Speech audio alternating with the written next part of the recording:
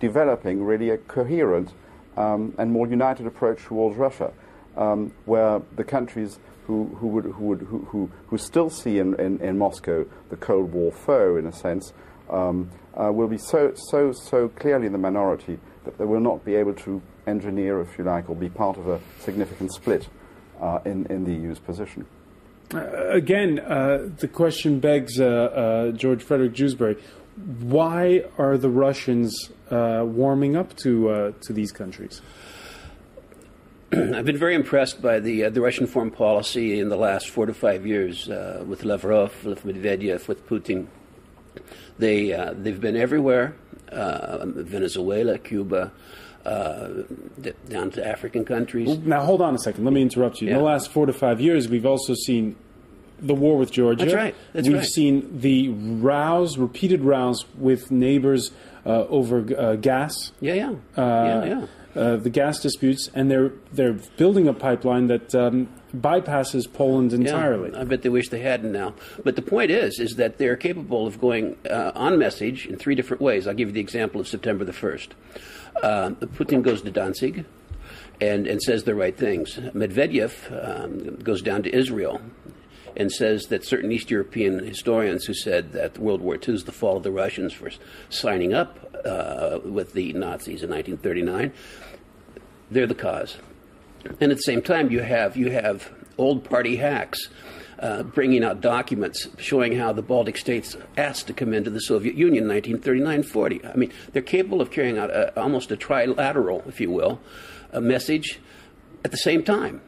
And this is very subtle and very, what can I say, maybe Machiavellian, but they're very good at it now. Marek Brzezinski. There are several aspects of this hack, spontaneous or controlled spontaneity hack. One aspect is, of course, the human aspect. I mean, in the face of such a tragedy, when everybody from Dalai Lama up to Washington is moved, you cannot take a different position. It's impossible. Politically incorrect. Humanly incorrect. This is one thing. So I truly believe that the hack was more or less spontaneous. However, but you know that Putin's not a hugger, per se. I know that Putin is not a hugger. Once upon a time, I did an interview with Professor Brzezinski, the advisor to President Carter. And when I asked him one question, what can you expect from Putin?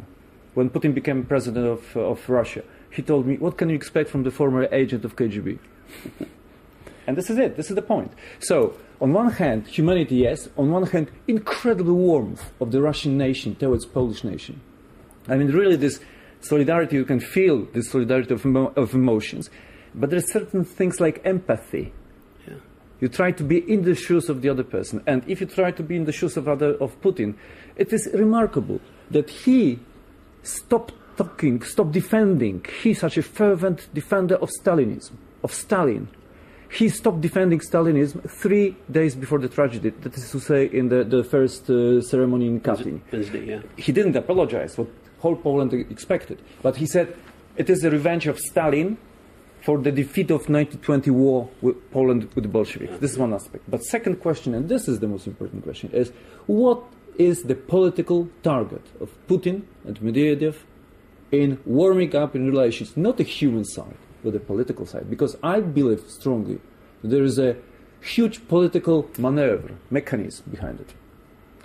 First, Poland becomes the leader of the European Union in 2011, for half of the year. Poland has got a pretty strong position in this part of Europe, and France can flirt with Russia because France didn't suffer for 50 years of communism and more than 120 years of Russians being on Polish soil.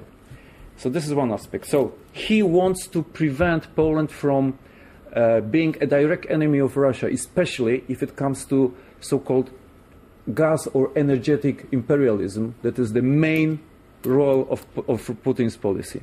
Second thing is, he wants definitely to separate Katyn and Stalin from the conscience of Europeans.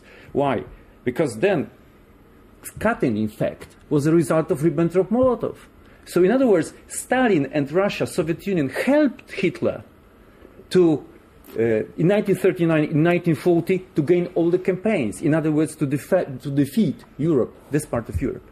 And soon, we celebrate 65th anniversary of the end of the Second World War. They don't want to be associated with such a tragic event as killing 22,000 And Polish yet, officers. last night on Russian television, they showed the film by Andrzej Wajda, Katyn. Yeah. The first time, they wouldn't show it without the permission of Putin. But why? How do you explain it? Exactly in the same way. This is this warming up in order to, in the perspective of the 2011, in the perspective of this celebration soon of the end of the Second World War. All right.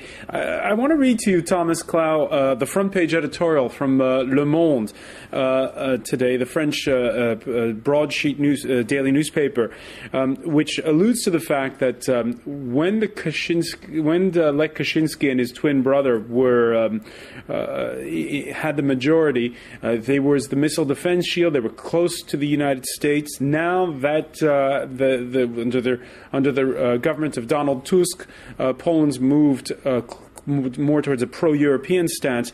And Le Monde writes, Poland's caught between a Russia that's still intimidating, a United States that's taking its distances, and a Europe that, when it comes to defense and foreign policy, is stuck in niceties and rhetoric.